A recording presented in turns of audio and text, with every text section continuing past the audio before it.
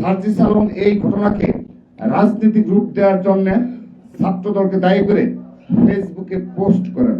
তার দাবি সম্পূর্ণ ভিত্তিহীন ও কল্পনাপ্রসূত। নর্থ সাউথ বিশ্ববিদ্যালয়ে সংগঠিত ঘটনার প্রকৃত বৃত্তান্ত এই যে বুধবার রাত 10টার পরে সার্জিস আলম তার কর্মী সমর্থকদের নিয়ে বসুন্ধরা এলাকার ঘাটপাড় থেকে নর্থ সাউথ বিশ্ববিদ্যালয়ের 8 নম্বর গেটের দিকে আসেন। এই সময়ে 8 নম্বর গেটে নর্থ সাউথ বিশ্ববিদ্যালয়ের শিক্ষার্থীরা আড্ডারত ছিলেন। গেটের সামনে সার্জিস আলমের উপস্থিতি দেখে বেসরকারি বিশ্ববিদ্যালয়ের ছাত্ররা সার্জিস আলমকে উদ্দেশ্য করে দাবি সিন্ডিকেট ভেঙে দাও, গুড়িয়ে দাও স্লোগান দেয়। উল্লেখ্য, নবগঠিত গণতান্ত্রিক ছাত্র সংসদে বেসরকারি বিশ্ববিদ্যালয়ের শিক্ষার্থীদের যথাযথ মূল্যায়ন না করার সাথে বেসরকারি বিশ্ববিদ্যালয়ের শিক্ষার্থীদের সাম্প্রতিক উত্তেজনাপূর্ণ সম্পর্কের কথা দেশের সকল রাজনৈতিক সচেতন মানুষের অবগত। RICL TMX, যুগের পর যুগ স্থাপনা থাকে মজবুত। পূর্বের রেশারেশির জের ধরেই নর্থ সাউথ বিশ্ববিদ্যালয়ে সার্জিস আলম বেসরকারি বিশ্ববিদ্যালয়ের শিক্ষার্থীদের বিক্ষোভের মুখে পড়েন।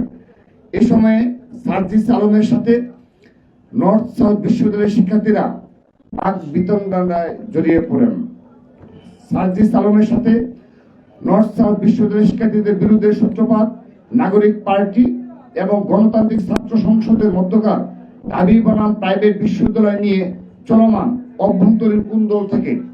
কিন্তু দুঃখজনকভাবে সার্জিস আলম এই ঘটনাকে রাজনৈতিক রূপ দেওয়ার জন্য ছাত্রদলকে দায়ী করে ফেসবুকে পোস্ট করেন। তার দাবি সম্পূর্ণ ভিত্তিহীন ও কল্পনাপ্রসূত। সার্জিস আলম তার পোস্টে নর্থ সাউথ বিশ্ববিদ্যালয়ের শিক্ষার্থীদের সরাই।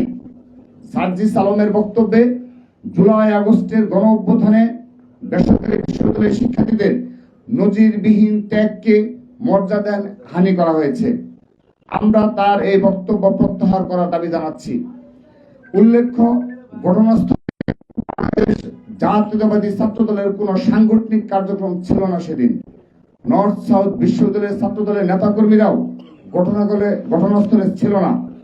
সার্জিস আলমের সাথে ছাত্রদলের কোনো বিরোধ হয়নি, তবে উল্টো সার্জিস আলমের এভাবে জাতীয় নাগরিক পার্টি ও তাদের ছাত্র সংগঠনে নিষিদ্ধ ছাত্রলীগের পুনর্বাসন নেতাকর্মীদের পুনর্বাসন হচ্ছে। আমরা নিষিদ্ধ সংগঠনের নেতাকর্মীদের পুনর্বাসনের নিন্দা জানাচ্ছি। নর্থ সাউথ বিশ্ববিদ্যালয়ের শিক্ষার্থীদের সাথে সার্জিস আলমের বিরোধের মধ্যে কোন ছাত্র দলের নেতা কর্মীর উপস্থিতি ছিল কিনা আমরা তা পর্যালোচনা করে দেখছি। তথ্য উপর সংগ্রহ করার কাজ চলছে। যদি ছাত্র দলের কারো কোনো ন্যূনতম অসাংগঠনিক সংশ্লিষ্ট থেকে থাকে তাহলে আমরা ছাত্র দলের পক্ষ থেকে আন্তরিকভাবে দুঃখ প্রকাশ করছি। একই সাথে বেসরকারি বিশ্ববিদ্যালয়ের শিক্ষার্থীদের সাথে ঘটে যাওয়া ঘটনার দায় ছাত্র দলের উপর চাপানোর কৌশলের বিরুদ্ধে আমরা নিন্দা ও প্রতিবাদ জানাচ্ছি।